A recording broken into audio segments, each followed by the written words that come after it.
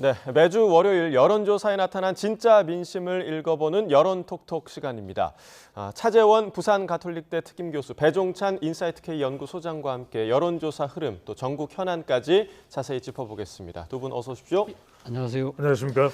네, 자 오늘 오전이었죠. 윤석열 대통령이 새 대통령 비서실장에 정진석 의원을 직접 발표했습니다. 자, 먼저 윤 대통령이 직접 이 발표를 한 배경 좀 어떻게 보시는지. 왜냐하면 지난번 때는 이관섭 비서실장 그렇죠. 때는 그 전임자 김대기 비서실장이 네. 발표를 했었거든요. 네. 이 배경이 좀 어디에 있다고 보십니까? 저는 일단 뭐 대통령께서 좀 초심을 찾아가겠다는 그러한 모습을 보여주려는 의지가 강했던 것 같아요. 예. 기억하시겠지만 과거 당선자 시절에 이 조각을 할 때 그때 이 첫 번째 이 내각의 여러 후보 장관 후보들을 직접 발표했잖아요. 예, 맞습니다. 그런 모습들은 사실 이렇게 대통령이 직접 소통하는 그런 모습을 나는 그러니까 이 국정 초반부터 보여주겠다는 그런 부분들이 상당히 당선자 시절은 보였던 것이거든요. 예. 그런데 그것이 이제 집권 2년 뭐 저 어느 정도 지나가면서 사라져 버렸잖아요. 그렇기 때문에 지금 그러니까 직접 발표한다는 것은 아마 초심을 다지겠다는 의미가 강한 것 같고요. 또 하나는 예. 변화죠.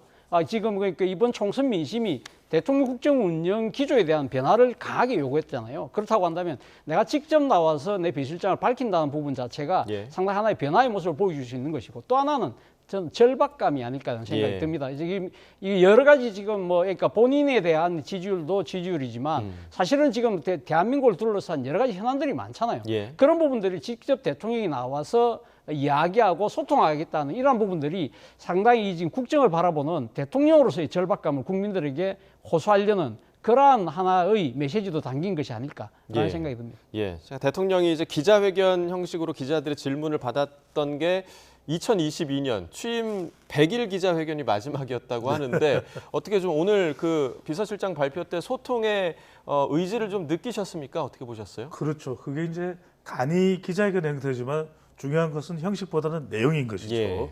어떤 식으로 소통하겠느냐, 또 기자회견이 될 거냐, 여러 가지 이야기들이 많았습니다만 사실상 기자회견을 한 셈이죠. 일문일답으로 예. 윤석열 대통령이 또 답변을 했기 때문에 그만큼 지지율을 또 의식했다. 윤석열 대통령이 지지율 분석에서 나온 결과가 결국 소통이다라는 것. 예. 소통이라는 키워드를 먼저 떠올릴 수 있는데 이 부분은 차재원 교수께서 충분히 설명하셨고, 두 번째는 예. 이제 야당일 겁니다.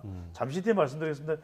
야당의 반응은 썩 좋지는 않아요. 예. 그런데 누가 비서실장인들 그렇게 야당의 호평을 받을 수 있을 만한 인물은 없을 겁니다. 예. 그럼에도 불구하고 이렇게 대통령이 직접 나와서 힘을 실어준다는 것이 야당과도 좀 더 정진석 비서실장이 적극적으로 나서서 소통할 수 있다. 야당과의 관계도 이제 이야기하는 거죠. 예. 마지막에 중요한데 저는 충청이라고 하는 지역적 특성도 고려된 것 같아요. 이번에 예. 보면 대전의 경우에는 7성 모두 민주당이 싹쓸을 내갔습니다. 예. 그렇다면 상당히 충청 민심이 심상치가 않다. 그렇다면 낙선했음에도 불구하고 정진석 이 의원의 어떤 풍부한 경험은 또 충청권의 영향력은 무시할 수 없는 것이거든요. 예. 결과적으로 소통과 야당과의 관계, 또 충청권 민심을 모두 고려하면서 대통령이 예. 직접 나선 의미도 함께 담겨 있는 것으로 보입니다. 네, 그러니까 대통령이 직접 좀 힘을 실어줬다 이렇게 분석을 해주셨는데, 자 그러면 정진석 의원을 비서실장에 임명한 배경은 좀 어디에 있다고 보십니까? 일단 뭐 아무래도 정치력이겠죠. 뭐 그리고 정치력이라는 것 자체가 일종의 정무 감각을 이야기하는 것인데, 정진석 지금 비서실장은 사실 기자 출신이잖아요. 예. 저도 과거 정치부 기자 시절 같이 출입을 했던 그런 뭐 지금 인연도 갖고 있습니다만, 예, 예, 예. 어쨌든 그러니까 정치부 기자 그리고 또 청와대 정무수석 그리고 지금 5선 국회의원을 역임을 하면서 나름대로 그 경험을 통한 나름대로 이 정무 감각 그리고 나름대로 민심을 판단하는 능력 그리고 하나의 정치력 이런 부분들을 아마 높이 산 것 같고요. 또 두 번째는 아무래도 지금 5선 의원이긴 하지만 예. 상당히 그러니까 지금 그 의정 활동을 보면 야당과의 관계가 상당히 좀 원만했다는 측면이 분명히 있는 것 같고요. 예. 세 번째로는 또 이분의 지역구가 원래 그 부여 공주잖아요. 충청도라는 측면도 있지만 윤석열 대통령의 고향의 지역구. 그러니까 어떻게 보면 선친의 고향이긴 합니다만 예. 본인은 뭐 지금 그러니까 하나의 뭐 일종의 고향처럼 생각하는 곳이니까. 그런데 그리고 또 이 아마 연배도 좀 비슷한 일종 좀 친구 같은 편안한 사이. 그렇기 때문에 아무래도 직언할 수 있다는 그런 부분들도 고려를 했을 것 같은데 예. 그러나 거꾸로 이야기하면 사실 너무 편안한 사람을 측근에 지금 비서실장으로 기용하는 것이 맞을까라는 생각이 든다는 것이죠. 그리고 예. 또 특히 이 지금 정진석 비서실장은 이번 총선에서 이번에 낙선했잖아요. 예. 그렇다고 한다면 지금 가면 이 국민이 심판한 나름대로 총선의 민심을 수용하는 거하고는 예. 거리가 먼 거 아니냐. 예. 그런 부분들에 있어서는 아마 야당에서도 비판의 목소리가 나오는 것 같습니다. 네, 이와 관련한 야당의 비판의 목소리가 아주 거셌습니다. 지금 뭐 민주당, 조국혁신당은 물론이거니와 국민의힘의 김웅 의원까지 또 비판의 목소리를 냈더라고요. 이 부분 좀 어떻게 보셨나요? 그렇게 보는 가장 큰 이유는 우선적으로 대통령과 지나치게 가깝다. 예. 과연 대통령에게 썬소리를 할 수 있겠느냐라는 지적으로 보입니다. 야권에서도 긍정적으로 보지 않는 이유가 중진이다 보니까 예.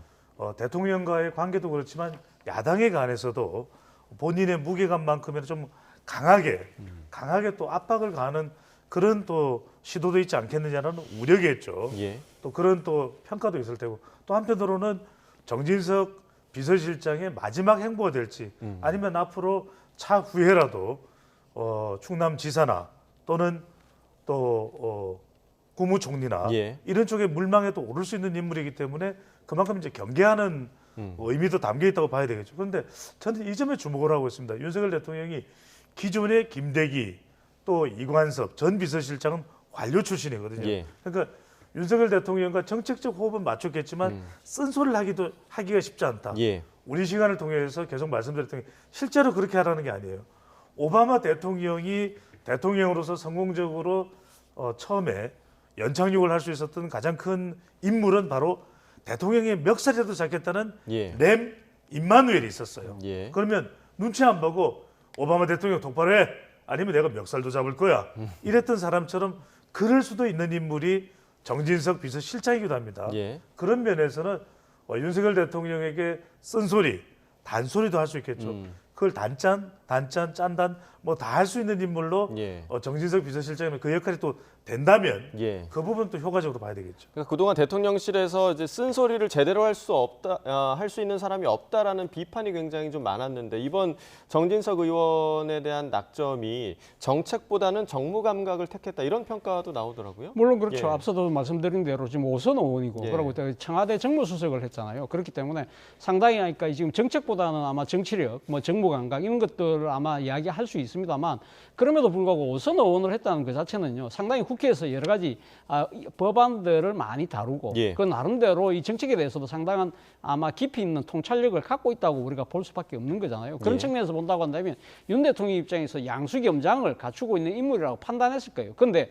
문제는 앞서 제가 말씀드린 대로 지금 야권의 입장에서는 당장 직전 총선에서 지금 민심의 그 혹독한 심판을 받았던 대상자다. 예. 그런 부분들이 민심을 수용하는 그러한 일종의 인적 쇄신의 그런 기조하고는 거리가 먼 거 아니냐. 그런 부분들에 대해서 아마 따가운 비판은 어차피 지금 피할 수가 없는 것이죠. 그렇다고 예. 한다면 이런 부분들을 과연 어떻게 할 것이냐. 결국은 이 지금 이 대통령을 그러니까 보좌하면서 그 국정 운영을 여러 가지 기조의 변화를 바라고 있는 민심에 부응하는 모습으로 저는 보여줄 필요가 있는 것이 아닐까라는 생각이 듭니다. 네, 지금 보시는 것처럼 뭐 한민수 대변인도 매우 실망스럽다 뭐 이런 얘기를 하면서 굉장한 비판이 야권에서 이제 나오기도 했었는데 어떠한 형태의 좀 소통이 있을지도 좀 기대해봐야 좋을 것 같고요. 그런가 하면 오늘 그 비서실장을 인선을 발표를 하면서 윤 대통령 이재명 대표와의 회담 이번 주에 있을 것으로 예정이 됐죠. 이 부분에 대해서 언급을 하기도 했는데 자 윤석열 대통령에 이어서 이재명 대표 목소리까지 들어보고 오겠습니다.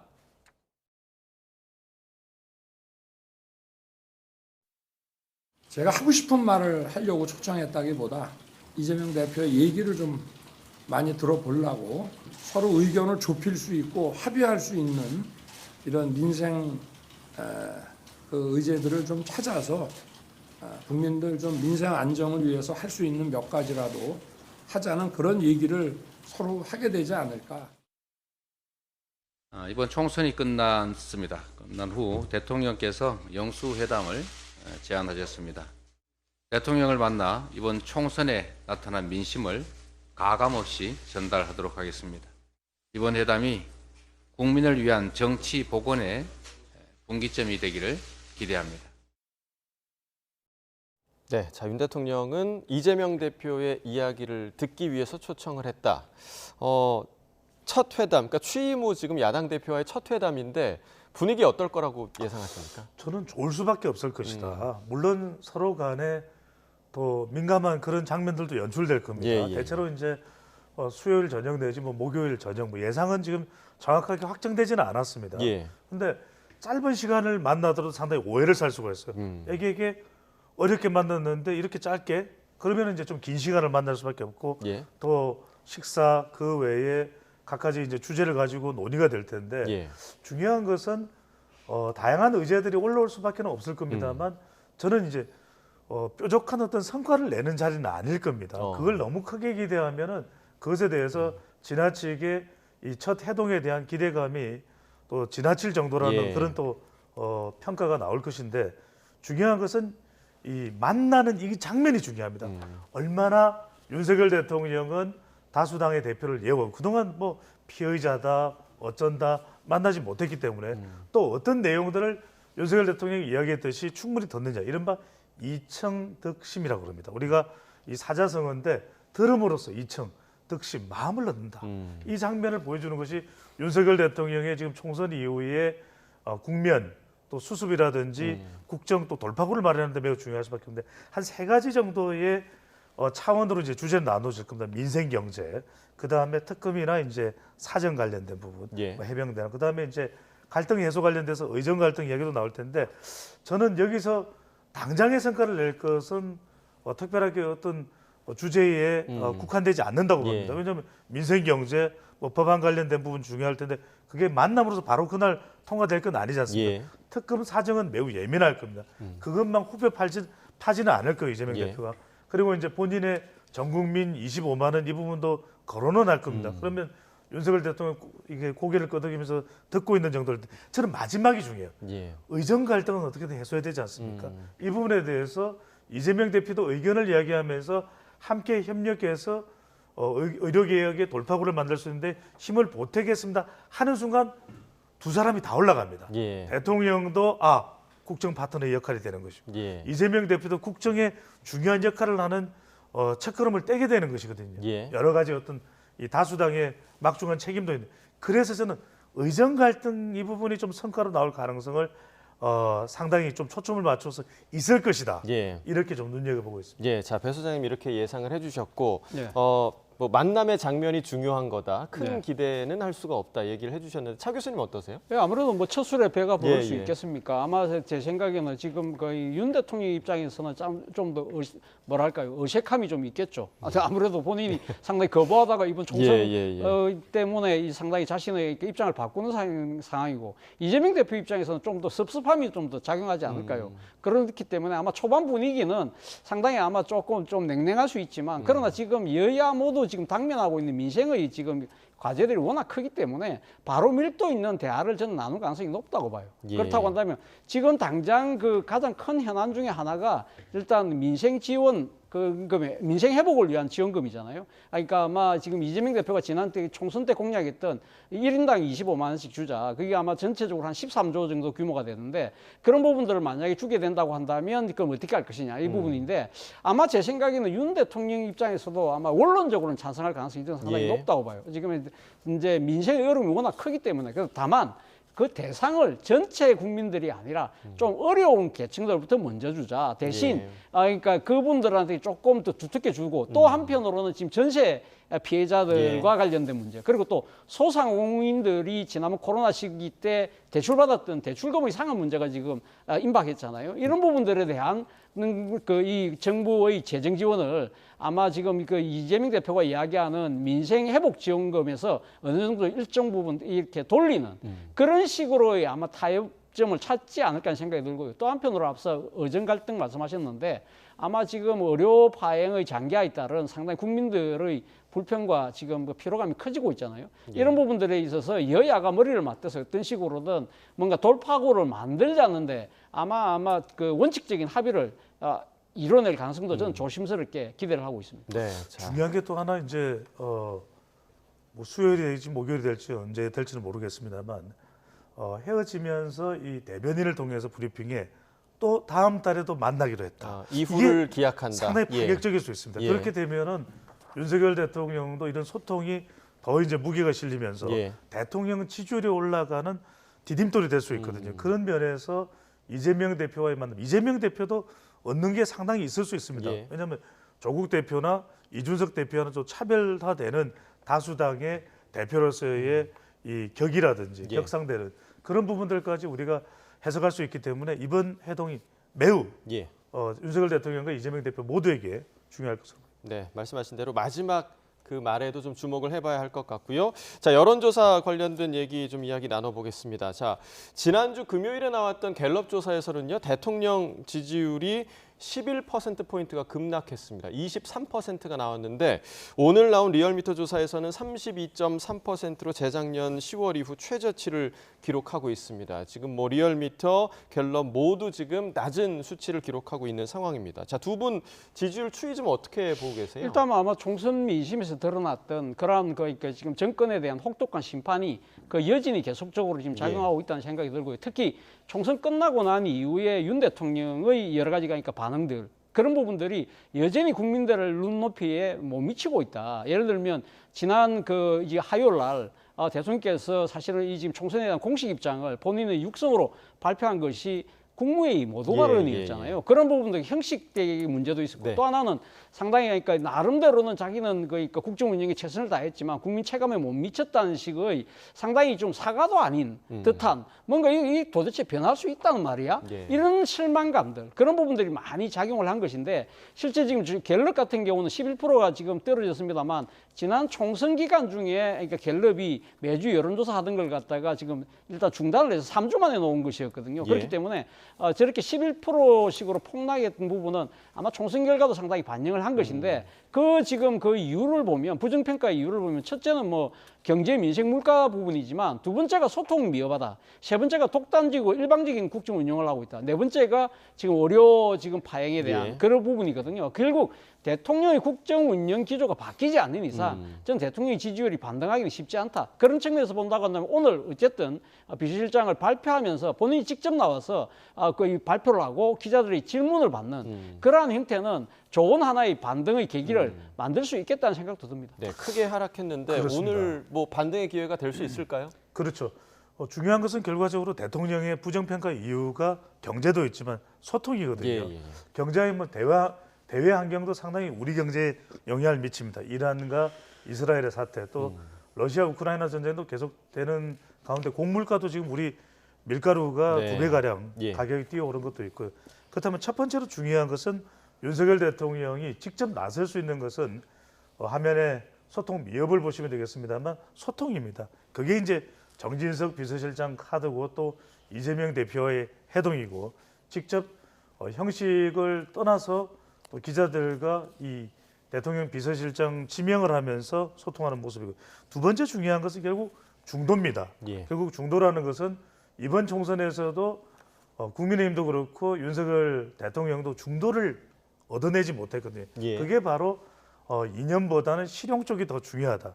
지금 윤석열 대통령도 계속해서 실용 쪽을 강조하는 그런 행보를 하는 것도 예. 바로 이 국정 동력인 지지율을 높이지 않고서는 상당히 힘들 수밖에 없다고. 마지막에 흥미로운 걸 하나 보여드릴게요. 자, 리얼미터 조사의 지역별 대통령 지역별로 한번 보여주시면 좋을 것 같습니다. 자, 지역별 네, 리얼미터 여론조사 조사. 결과를 좀 보여주시죠. 갤럽도 큰 차이는 아닙니다만 예. 리얼미터가 좀 더 리얼미터요. 최근의 조사 네. 결과니까요. 예. 보시면은 자 대전, 세종, 충청권이죠. 예. 자 대통령의 긍정 평가가 꽤 내려간 걸로 돼 있죠. 예. 그러다 보니까 이런 것까지 감안해서 허리가 중요하다라는 사실을 윤석열 대통령이 또 깨달았을 테고 그것이 바로 정진석 의원을 비서실장으로 낙점하는 또 이유가 됐을 수 있는데 또 하나 주목해야 될 게 대구 경북을 보십시오. 예. 상당히 대통령의 지지율이 내려갔습니다. 맞습니다. 부정평가가 긍정보다 더 높은데 사실 대통령의 핵심 지역 기반 그러면 대구 경북입니다. 이게 지난 16일 홍준표 시장을 만난 이유가 되는 것이고요. 예. 조언을 또 받아들이는 가장 큰 이유가 되기 때문에 윤석열 대통령이 이전과 일부에서는 뭐 서울시 강서구청장 보궐선거 이후에도 변한 게 뭐가 있느냐 예. 이런 얘기인데 이번의 경우는 다른 것 같아요. 이번에는 변하지 않으면 핵심 지역 기반인 대구 경북도 무너질 수 있다는 것이 하나의 지표로 나타나기 때문에 변할 수밖에 없는 가장 큰 이유의 원인이 되는 것으로 보입니다. 예, 지금 뭐 리얼미터 뿐만 아니라 지금 갤럽에서도 대구 경북 부울경 지역에서 굉장히 좀 낮은 지지율, 그러니까 지지율이 많이 내려간 현상을 좀 보여주고 있고, 자 정당 지지도도 좀 보도록 하겠습니다. 자 정당 지지도 갤럽의 결과를 보면요, 자 보겠습니다. 더불어민주당이 31%, 국민의힘 30%, 그리고 조국혁신당이 14%, 개혁신당 3% 순으로 지금 나타났습니다. 자, 지금 조국혁신당의 14%를 보면 조국혁신당이 3당으로 좀 자리를 잡고 있다, 이렇게 좀 봐도 될까요? 예, 어떻게 그렇죠. 보세요? 뭐 지금 그러니까 총선에서 나타난 결과 자체가 일단 3당으로서의 지지를 분명히 하고 있는 상황이고요. 그리고 아마 이 총선 민심 자체가 여전히 지금 그러니까 지속되고 있는 것이 아닐까 하는 생각이 들어요. 사실 이 조국 혁신당이 지난 총선 때 상당히 강하게 그러니까 민심에 어필할 수 있는 이유는 소위 말하는 윤석열 정권의 심판의 일종의 선봉장 역할을 했잖아요. 예. 그러한 부분들이 지금 총선이 끝나고 난 뒤에도 그 기조를 그러니까 지금 완화하지 않고 강력한 그런 이야기를 하고 있다. 그렇다고 하면 현실에 대한 비판에 대한 아마 지금 이 적지 않은 민심의 호응을 지금 얻고 있는 것이고요. 더 나아가서는 지금 조국혁신당이 단순하게 지금 윤석열 정권에 대한 심판에서 그치는 것이 아니라 소위 말하는 제7공화국을 열겠다는 이야기를 하고 있거든요. 예. 그렇다고 한다면 이것이 거대 양당의 적대적 공생관계라는 한국 정치의 고질적인 하나의 구조를 타파할 수 있다는 그러한 아마 기대까지 지금 아마 끌어내면서 이 지금 상당히 아마 이 정당 지지율에 나름대로의 지금 기대치를 보여주고 있는 것이 아닐까라는 생각이 듭니다. 네. 근데 이 리얼미터 정당 지지율 결과는 꼭 분석을 해드려야 될 것 같아요. 예. 리얼미터 결과를 한번 보여주시면 네, 다른 흐름을 보였더라고요. 리얼미터 그렇죠. 정당 지지도를 보여주시면요. 많은 우리 시청자분들이 의아하게 생각하시거나 또는 그렇습니다. 깜짝 놀라시면서 YTN에서 수치에 오타가 나왔나 이렇게 생각하시는데 아닙니다. 국민의힘이 상승했고, 국민의힘이 35.8이에요. 그리고 민주당이 35%입니다. 예. 그다음에 조국혁신당은 갤럽 조사와 비슷한 비슷합니다. 14.4%가 나왔는데 저는 참 유권자가 무섭다. 국민들이 무섭다. 여러분들이 국민의힘 35.8 같으면 아니 민주당은 175석인데 55.8이라 되는 거 아니야? 그렇게 생각하실 수 있잖아요. 예. 그런데 왜 이런 결과가 나왔을까? 이것은 국민들의 메시지가 이번 총선 결과는 윤석열 대통령에 대한 국정 혁신과 변신을 하라라는 엄중한 경고와 주문이지 예. 민주당에 대해서 대성을 축하하는 그런 유권자들의 염원의 선거 결과가 아니라는 겁니다. 그러니까 여기서 우리가 두 가지를 짚어볼 수 있는 것은 세 가지겠습니다. 첫 번째로는 민주당에 주는 메시지는 봐라. 이번 이 총선 결과 민주당은 더 큰 의석을 가지게 됐고 그렇다면 그 야당으로서 역할을 충분히 하라라는 예. 의미입니다. 그러니까 말 그대로 특검, 사정 전국이 중요한 것이 아니라 민생을 위해서 얼마나 거대 야당이 역할을 할 수 있는지 보여달라는 주문인 예. 것이고요. 국민의힘에 대해서도 의기소침해 있지 마라. 2.2%가 올라간 것은 일종의 유권자들의 위로적 성격도 있는 겁니다. 지지층의 결집인 이유는 국민의힘도 그러면 역할을 3년 동안 집권 여당입니다. 앞으로도. 예. 그러면은 정신 바짝 차려서 제대로 역할을 하라는 의미고. 예. 자, 조국혁신당에서 대해서 말씀드린 것은 지금 선거 결과 끝나자마자 22대 국회 개원도 하기 전에 특검 전국을 거론하고 있거든요. 예. 제가 말씀드리는 있는 것은 분석해드리는 것은 2004년에 총선이 있었습니다. 그때 민주노동당이 무려 비례정당 득표율이 13.8%나 됐어요. 예. 그런데 지금 20여년이 흐른 이번 총선 결과는 어떻습니까? 녹색 정의당, 민주노동당의 후신이죠. 예. 0석입니다. 그러니까 얼마나 저는 정치적인 목적에서 필요한 그런 특검 주장, 사정 또 전국 주장은 필요할 수도 있습니다. 하지만 더 중요한 것은 국민들이 유권자들이 진정으로 원하는 것은 두 자릿수 지지율을 만들어주는 것. 정말 민생을 위해서 정책을 위해서 서비스하고 경쟁하는 능력 있는 조국혁신당이 되어달라는 주문도 있거든요. 예. 그것을 얼마나 잘해낼지가 또 주목할 부분으로 보입니다. 알겠습니다. 유권자의 무서움에 대해서 설명을 해주셨고요. 자, 이런 가운데 윤 대통령이 지난주 금요일에 이 한동훈 전 비대위원장을 비롯한 전임 여당 지도부에게 오찬을 제안한 것으로 확인이 됐는데 한 전 위원장 건강상의 이유로 참석하지 않겠다 이렇게 거절을 했습니다. 당내에서도 여러 갈래의 목소리가 지금 나오고 있는데요. 김경률 전 비대위원 그리고 김용태 당선인의 목소리를 들어보겠습니다. 그러니까 한동훈 위원장의 뭐랄까요 개인적인 성격 이런 건 잘 모릅니다만은 서운할 것 같습니다. 홍준표 시장은 계속 뭐라고 하냐면 너 지금 윤석열 대통령을 배신했고 윤석열 대통령과 엇나갔지 않았냐. 건강상의 이유로 대통령과 대통령실과 이렇게 만나지 않는다면 국민들께서 많이 불안해하시고 불필요한 오해가 날 것 같아서 저는 적절한 시기에 대통령과 또 비대위 간의 오찬이 빨리 이루어졌으면 좋겠습니다. 전 비대위죠. 자, 김경률 전 비대위원은 인간적인 서운함이 있을 것이다. 이런 얘기를 방금 좀 들으셨는데 어떤 종류의 서운함이라고 보십니까? 일단 뭐 인간적인 서운함 플러스 정치적 서운함도 있겠죠. 그러니까 일단 뭐 지금 그 한동훈 비대위원장으로서 여당 대표로서의 선거를 총지휘했잖아요. 근데 결과가 참패로 나타났다. 예. 그 원인을 따져본다고 한다면 중요한 국면마다 소위 말하는 용산의 정치적 딴지가 작용한 것이 아닐까라고 생각할 수 있다는 것이죠. 대표적으로 뭐 지금 김건희 여사와 관련된 부분과 관련해서 지금 국민의 눈높이에서의 이야기를 했을 때 당장 그때 그 용산에서 대통령 비서실장이 와서 물러나라는 식으로 이야기를 했잖아요. 예. 그리고 한번 공개적으로 충돌을 했고 예. 그래서 그 부분을 잘 수습하고 넘어가는가 했는데 또 결정적인 순간에서 이종섭 전 국방부 장관의 호주대사 임명 그리고 황상무 시민사회 수석의 핵칼퇴를 우는 이런 부분들이 사실은 국민의힘이 일종의 국면을 반전할 수 있는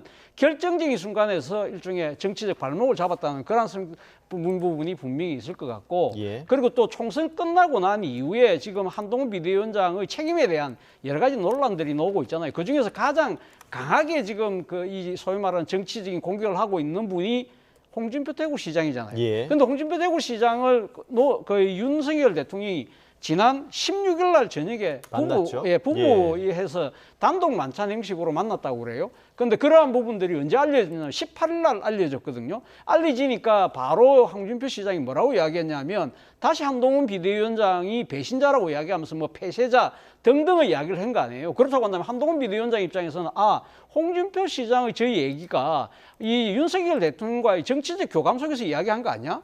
그렇다고 한다면 윤석열 대통령께서 저한테 이렇게 할 수 있을까? 예. 라는 섭섭함이 난 묻어 있겠죠. 그런 상황에서 바로 19일 날 지금 만남을 제의했다는 예. 그 자체가 이거는 좀 선후가 바뀐 거 아닐까라고 생각할 수 있는 것이죠. 그리고 특히 지금 전체 비대위원들하고의 형식의 만남이거든요. 예. 그러니까 홍준표 대표하고 시장하고는 상당히 단독 만찬이었는데 그런 여러 가지 서운함이 작용한 것 같아요. 네, 자. 또 이제 속보가 방금 들어왔습니다. 오전 그 비서실장 내정에 이어서 새 대통령실 정무수석의 홍철호 전 의원을 윤석열 대통령이 내정한 것으로 현재 알려졌습니다. 조금 뒤에 대통령실에서 이 같은 인선 결과를 발표할 것으로 보이는데요. 저희 YTN에서도 연결을 해서 좀 전해드리도록 하겠고 새 대통령실 정무수석의 홍철호 전 의원이 내정됐다라는 소식을 전해드립니다. 자, 이 내정에 대해서 좀 어떻게 좀 평가를 역시 하십니까? 소통의 연장선상이라고 봐야 되겠죠. 또 우리 차재원 교수께서 말씀하신 분은 제가 익히 알고 있는 홍철호 전 의원의 경우에는 김포의 지역구를 가지고 있었던 정치인으로서 상당히 소통에 비중을 많이 두는 그런 인물입니다. 그리고 실제로 이제 이번에 김포시의 서울 편입에 대해서도 본인이 적극적으로 주도하고 목소리를 냈던 인물이고요. 예. 자, 이렇게 되면 이제 정무 라인 자체가 비서실장까지 이어져서 이른바 대통령의 친정 체제가 되는 것 같아요. 그러니까 이런 부분에서 상당히 대통령이 이제 소통을 강조하면서 야당과도 호흡이 가능한 인물. 더군다나 이제 수도권의 정치 기반을 가지고 있기 때문에 이번 총선 결과도 이제 일정 부분 반영이 된 것으로 이제 볼 수 있는데 예. 중요한 건 짧게 이제 한동훈 전 위원장 이야기를 엮어서 해야 될 것 같아요. 그러다 보니까 지금 수습 국면에서는 대통령의 친정 체제 또 소통이 강조되는데 한동훈 전 비대위원장은 왜 안 만날까? 이게 일종의 실제 병중일 수도 있고 예. 상당히 정말 3개월 동안의 강행군이었어요. 그런데 한편으로는 소강 국면, 복잡한 심경이죠. 한동훈 비대위원장이. 그러다 보니까 갈등을 차단하기 위해서는 김용태 당선자가 이야기한 대로 만나야 되는데 예. 그게 뭔가 이런 복잡 신경이 해결되지 않고는 상당히 어려워질 수 있는 거죠. 여전히 유난 여진이 남아있다 이렇게 정치적으로 해석할 수 있고 결과적으로는 홍준표 시장까지 부각되는 양상은 견제가 이미 시작됐다. 예. 이미 차기 대권과 관련된 물밑 움직임들이 전개되고 있는 것이거든요. 그런 상황에서 숙고 기간인데 한동훈 전 비대위원장도 결정이 돼야 되겠죠. 예. 본인이 윤석열 대통령과도 뜻을 달리하면서 파이팅을 할 것이냐, 아니면 여전히 윤석열 대통령을 듬뿍 의식하면서 본인의 정치 행보를 할 것인데 결정이 안 된 것 같아요.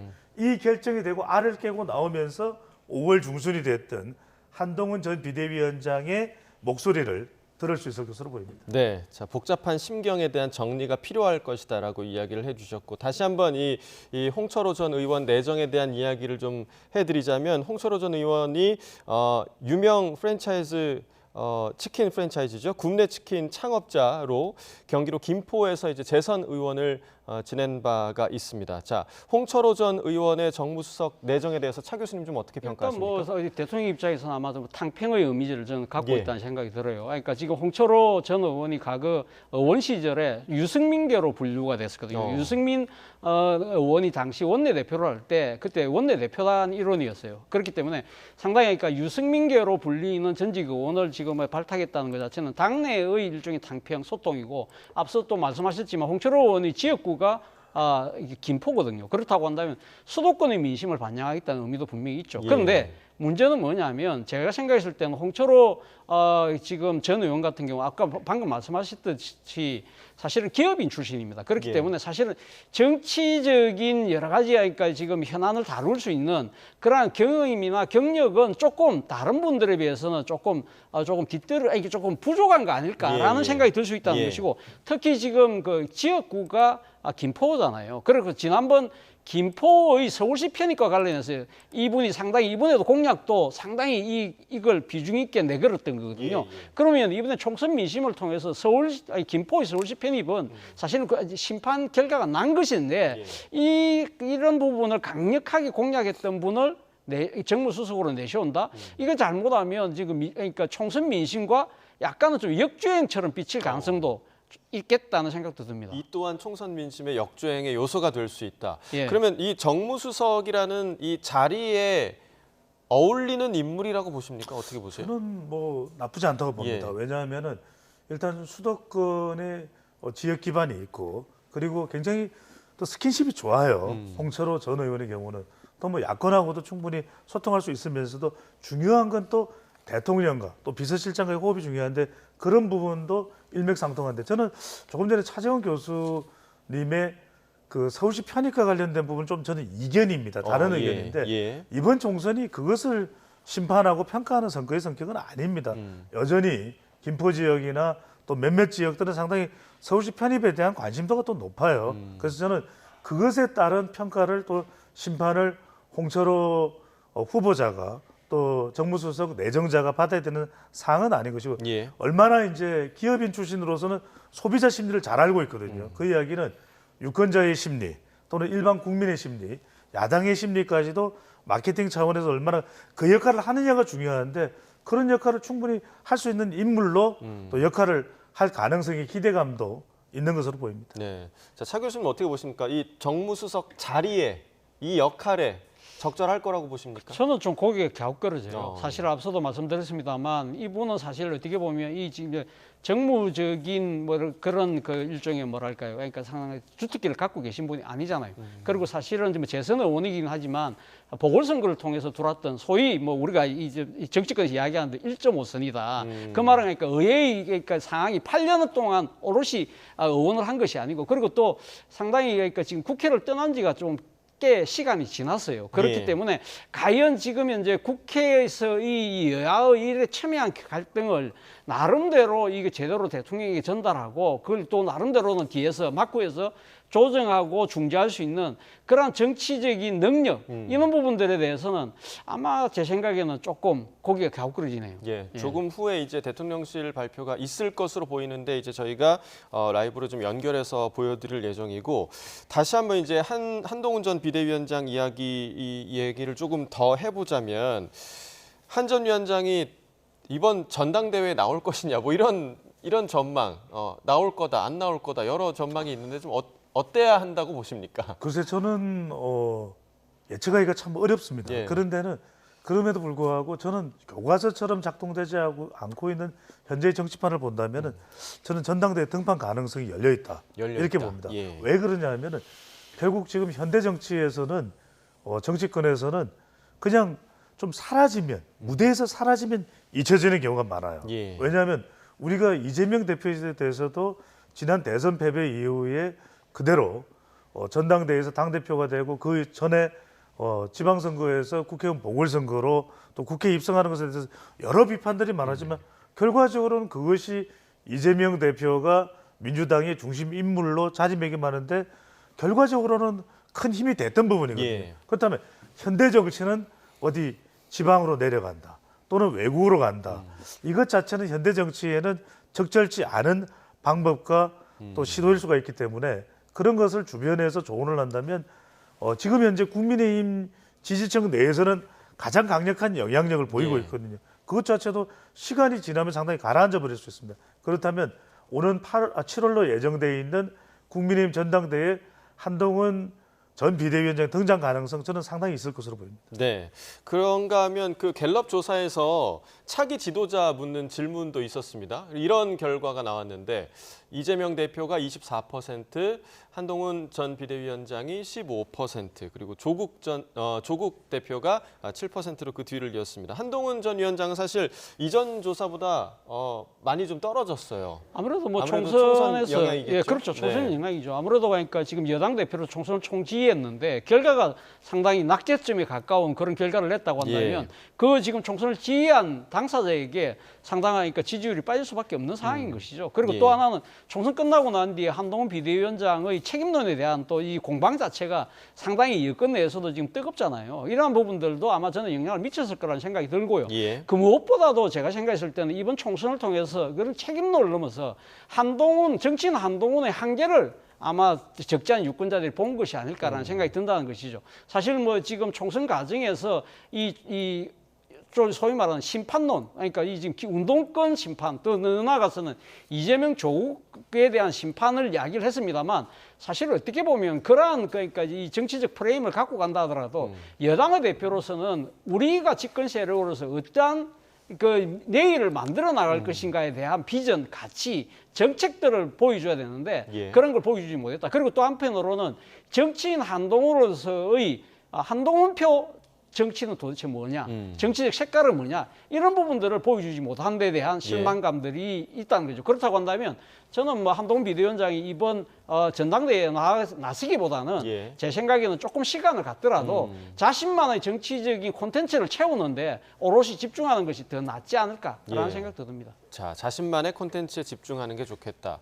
또 전당대회 열려 있다 이렇게 얘기를 해주셨는데 당권보다는 오히려 한 전 위원장이 대권을 위한 생각을 할 수도 있다. 이런 전망에 대해서는 좀 어떻게 보십니까? 당연히 한동훈 전 비대위원장은 대권을 염두에 두겠죠. 예. 그렇기 때문에 법무부 장관을 하다가 비상대책위원장이라는 이 요구를 또 수용을 했을 텐데 중요한 것은 결과적으로 대통령과의 관계일 것 같아요. 이게 어떻게 되느냐에 따라서 빨리 등판하느냐, 나중에 등판하느냐의 이유가 될 텐데 대통령과의 관계를 아예 차별화하느냐, 한동훈이라는 정치인의 목소리를 독자적으로 내냐. 두 번째는 좀 어느 정도 무너져버린 대통령과의 관계를 회복하는 데 집중하느냐. 세 번째는 이것도 아니고 저것도 아니고 어정쩡한 관계인데 어정쩡한 관계는 동력이 없거든요. 예. 근데 대통령과의 관계를 회복하려면 대통령도 그것을 적극적으로 받아들일 때 쌍방향으로 가능한 것이거든요. 그러면 많은 이제 대선 후보로서의 기대감은 한동훈 전 비대위원장이 대통령과 충돌은 안 하되 예. 매우 효율적으로 차별하는 방법이 뭔가. 그걸 사실은 총선 때도 많이 기대를 했는데 그 기대는 완전히 충족되지는 않았죠. 예. 그러니까 이걸 얼마나 할 수 있는 자신감이 서 있느냐 아니냐. 대통령과의 충돌은 피하되 아주 독립적인 효율성. 이걸 자신 있게 본인 스스로가 판단될 때 예. 판단된다면 전당대회부터도 나설 것이고 그게 아니고 자칫 대통령과의 충돌로 인해서 자신의 정치적 자산까지도 추가로 무너질 수 있다고 판단된다면 차 교수님 말씀대로 1년 묵혀서 마치 묵은지처럼 본인의 고유의 향이 나올 때 그제서야 등장할 것이라고 판단할 텐데 그 여부는 저는 5, 6월 정도면 판명이 날 것으로 보입니다. 예.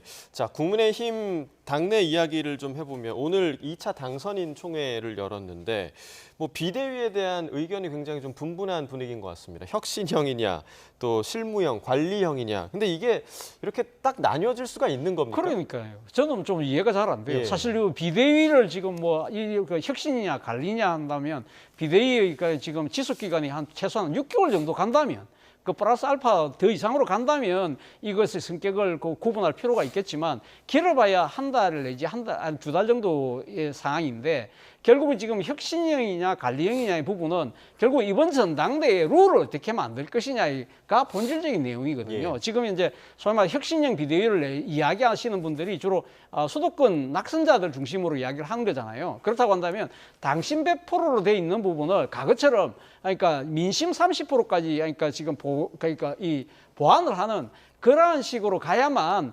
나름대로 혁신형 그러니까 지금 지도부를 내세울 수 있다는 그 이야기이기 때문에 결국은 지금 비대위의 관리형이냐 혁신형이냐의 이야기는 결국 차기 전당대회를 통해서 들었을 이제 정상적인 지도부의 정치적 성격까지 가름하려고 하는 그런 부분인데 그러나 지금 이제 총선에서 나타난 민심 자체는 뭐라고 이야기를 하고 있습니까? 국민의힘한테 소위 말해서 황골탈퇴를 지금 이야기를 하고 있다고 한다면 저는 지금 이제 비대위 성격을 놓고 설왕설래하는 것은 너무 정치적으로 한가해 보인다는 생각을 지울 수가 없습니다. 정치적으로 한가하다.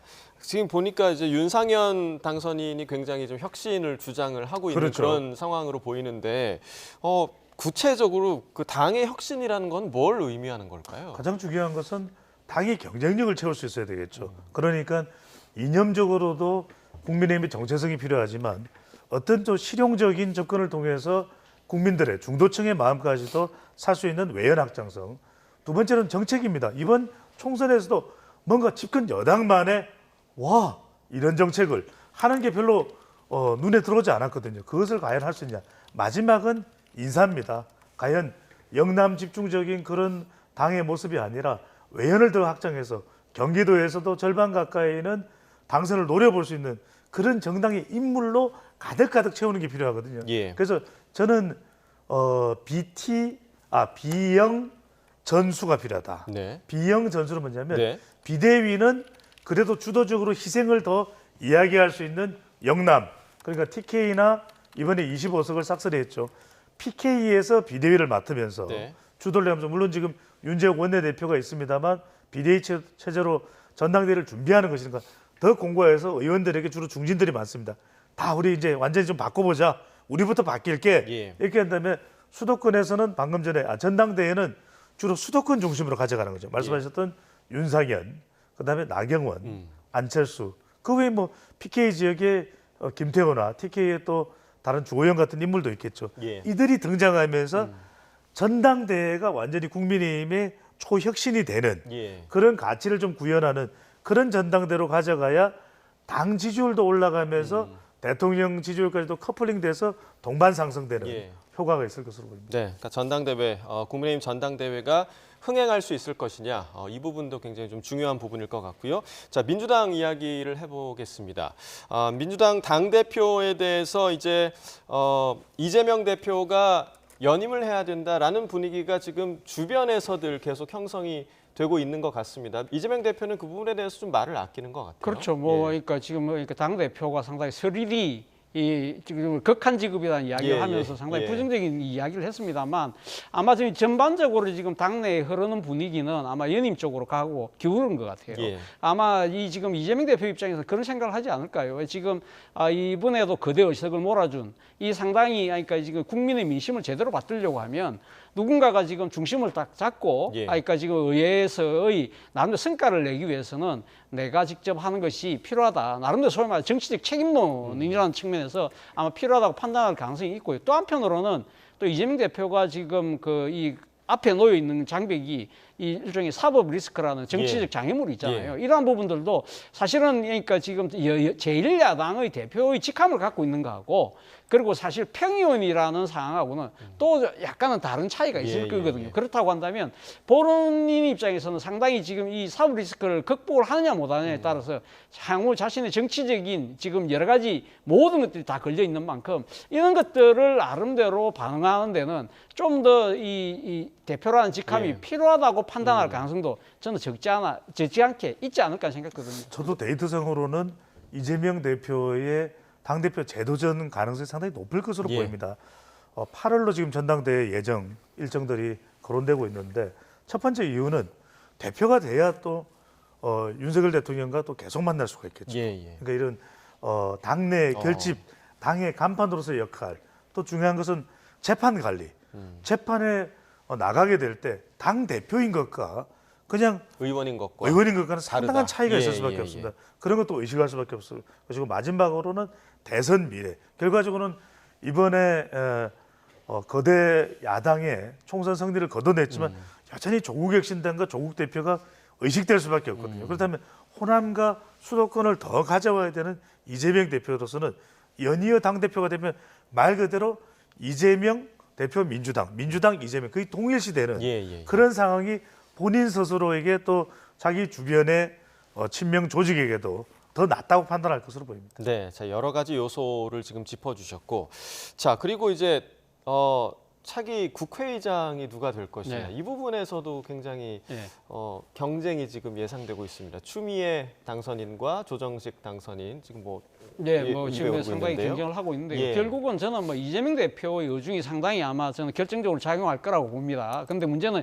이재명 대표의 의중이 어떻게 작용할 것이냐의 부분은 저는 아마 이번에 있을 윤 대통령과의 영수회담의 결과가 상당히 좌지우지할 거라고 봐요. 예를 들면 지금 많은 사람들이 기대대로 지금 영수회담이 상당히 뭔가 생산적인 결과를 내고 윤 대통령이 정말 이 여야 협치를 통해서 뭔가 생산적인 결과를 내는 것처럼 바뀌어버리면 사실 그 이재명 대표 입장에서도 추미애 당선자를 국회의장으로 내세우기가 조금 끌어올 수 있다는 거죠.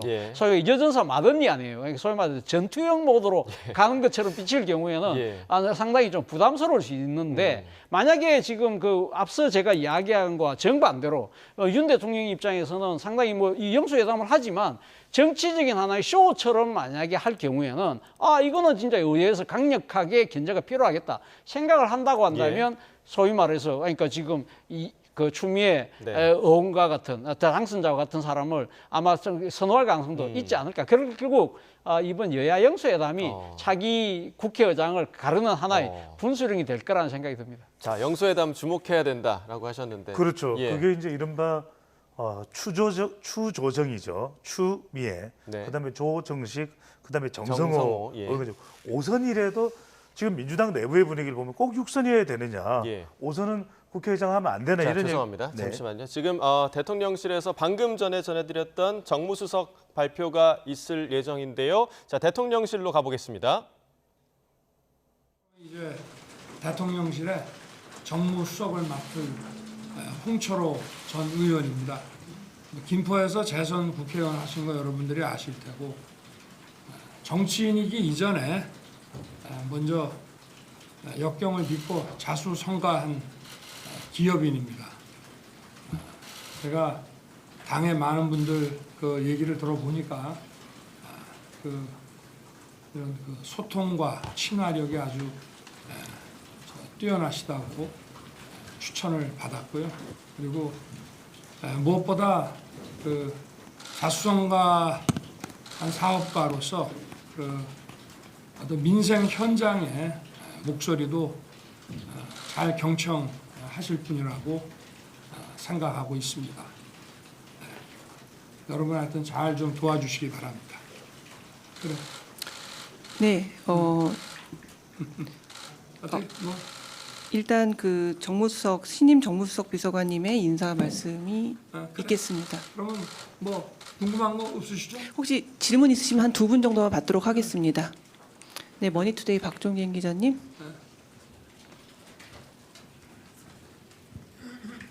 예, 머니투데이 박종진입니다. 오전에 대통령께서 말씀하실 때 이 정부가 나아가야 될 방향은 어느 정도 세워졌다 이렇게 말씀을 주셨는데 앞으로 정무수석 등 여러 이런 경로를 통해서 국회와 소통하시고 설득하실 때 이것만큼은 꼭 그래도 강조하고 싶다, 지켜나가고 싶다라고 생각하시는 국정 방향, 큰 줄기에서 그 방향이 무엇인지, 그리고 또 야당에서 그동안 주장했던 것들 중에 조금 수용하실, 전향적으로 좀 수용하실 수 있는 부분은 또 어떤 부분들이 있는지 좀 큰 줄기에서라도 간단히라도 말씀을 주시면 감사하겠습니다. 대통령님 좀 오늘 뭐 저, 가운데로 오셔서 말씀 주시면 감사하겠습니다. 아니 뭐 편하게 하지. 저 오늘 정부수석 인선 관련한 질문으로는 좀 저 글쎄 하여튼 여야 정당 또 뭐 우리 언론 또 많은 우리 시민 사회와 하여튼 더 많이 소통하고 많은 의견을 듣고 열어놓고 할 것입니다. 지난 아까도 오전에 말씀을 드렸지만 지난 2년은 우리가 이 나라를 어떤 나라로 만들 것인지에 대한 어떤 컨텐츠를 저희가 디자인하고 물론 공약과 국정과제에서 세워놓은 것을 기반으로 해서 어떤 정책을 만들고 집행할 것인지 거기에 치중했다면은 이제는 뭐 또 새로운 과제들도 이제 나오겠습니다만은 지금은 이제 지난 2년간 저희가 세워놓은 것을 어떻게 더 국민들과 소통해서 또 고칠 거는 고치고 국민들의 어떤 동의를 더 받아낼 수 있는지 또 정치권과도 대화를 해서 또 어떻게 이것을 현실화시킬 수 있는지 이제는 그런 점에 좀 주력을 할 생각입니다. 우리 신임 정무수석이 당에서도 하여튼 여야 의원들 모두 소통과 친화력이 아주 뛰어나다고 추천을 받았고 저는 뭐 우리 정무수석과 함께 일해보거나 개인적인 관계는 전혀 없습니다만은 잘 하실 거로 믿고 이렇게 이 자리에 모시게 됐습니다. 이제 궁금한 거 없으시죠? 신임 수석하고 네. 연합뉴스의 광민석 기자님.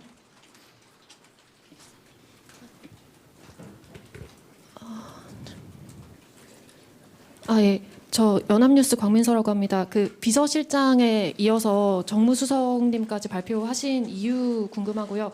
후임 총리 지명하실지 언제쯤 하실지 좀 여쭤보고 싶습니다. 후임 총리는 좀 시간이 걸릴 것 같고요.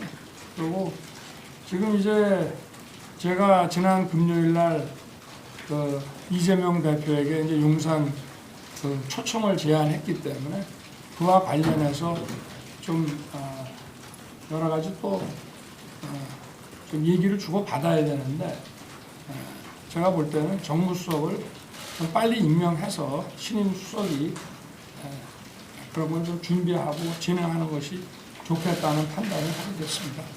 그래요, 우리 저 신임 수석님하고 좀 얘기하시죠. 네, 대통령께서 먼저 이석하시겠습니다. 네, 이어서 홍철호 신임 정무수석 비서관님의 인사 말씀이 있겠습니다. 이런 자리에 참 오랜만에 섭니다. 근데 제 몸에 비해서 너무 옷이 커서 지금 걱정이 너무 많습니다. 사실은 제가 적임자 일가를 많은 시간 고민했습니다. 그런데 운명이라는 게 이렇게 슬금슬금 오더라고요. 그래서 운명으로 그냥 받아들이기로 했고요.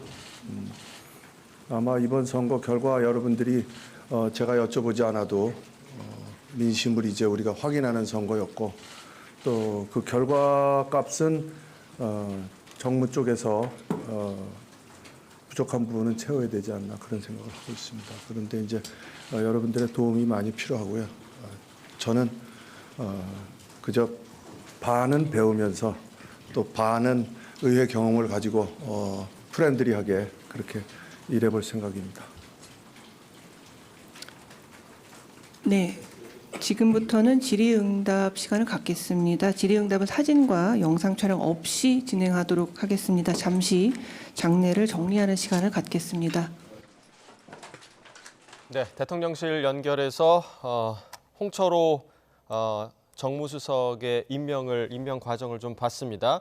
대통령은 역경을 딛고 자수성가한 사업가로서 민생 현장의 목소리를 경청할 수 있는 인물이다. 이렇게 좀 평가를 했는데, 자, 차 교수님 좀 어떻게 보셨습니까? 예, 뭐 자수성가라는 측면도 분명히 있습니다만 예. 대통령께서 강조했던 부분 중에 하나가 또 친화력이 있다. 예. 그래서 나름대로 소통을 잘할 수 있다. 이런 부분이거든요. 사실 뭐 정무수석의 역할이 아무래도 그러니까 지금 여야의 관계를 원만하게 나름대로 끌고 가는 그런 중요한 그 사명이 있잖아요. 그런 측면에서 본다고 한다면 아마 이 탁월한 친화력을 바탕으로 해서 야당과의 소통, 국회와의 소통 이 부분도 상당히 강하게 작용을 한 것 같고요. 그리고 또 역경을 딛고 자수성가했다는 그 자체가 소위 말하는 뭐 일종의 뭐랄까 사업가적 기질을 넘어서서 상당히 어려운 과제를 잘 풀 수 있는 하나의 능력을 예. 아마 대통령께서 높이 평가를 하신 것 같아요. 네, 또 기자의 국정운영 방향에 대한 질문이 있었는데 이제 소통의 부분을 확실히 좀 강조하는 모습을 보였습니다. 그렇습니다. 예.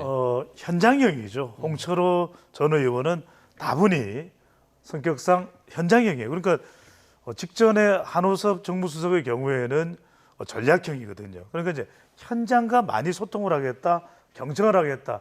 이 성격이 두드러진다고 볼 수 있고 치킨 프랜차이즈 창업자지 않습니까? 치킨 다 좋아하잖아요. 그래서 그 친화력, 그다음에 자수성가 기업인이기 때문에 말 그대로 현장형인데 짧게 하나만 더 짧게 덧붙이겠습니다. 윤석열 대통령에게 이제 기자가 질문을 했지 않습니까? 예. 마이크를 좀 더 대고 이야기를 했더라면 예. 좋았을 텐데 보십시오. 얼마나 관심이 많습니까? 대통령이 웃으면서 짧게나마 이렇게 자주 이렇게 소통을 하는 것 자체가 예. 상당한 또 관심을 불러오거든요. 그래서 국민들은 대통령의 생각을 듣고 싶어하는 겁니다. 대통령이 경청도 많이 하고 대통령의 생각을 전달해 주는 것만으로도 굉장히 중요한 소통이 될 수 있기 때문에 그걸 또 한 번 확인하는 그런 예. YTN의 또 장면이었다라는 분석을 하게 됩니다. 예, 알겠습니다. 자, 홍철호 전 의원 정무수석 임명과 관련해서까지 이야기를 나눠봤습니다. 긴 시간 좀 함께해 주셨는데요. 차재원 부산가톨릭대 특임교수, 배종찬 인사이트K 연구소장과 함께 이야기 나눠봤습니다. 두 분 말씀 고맙습니다. 감사합니다.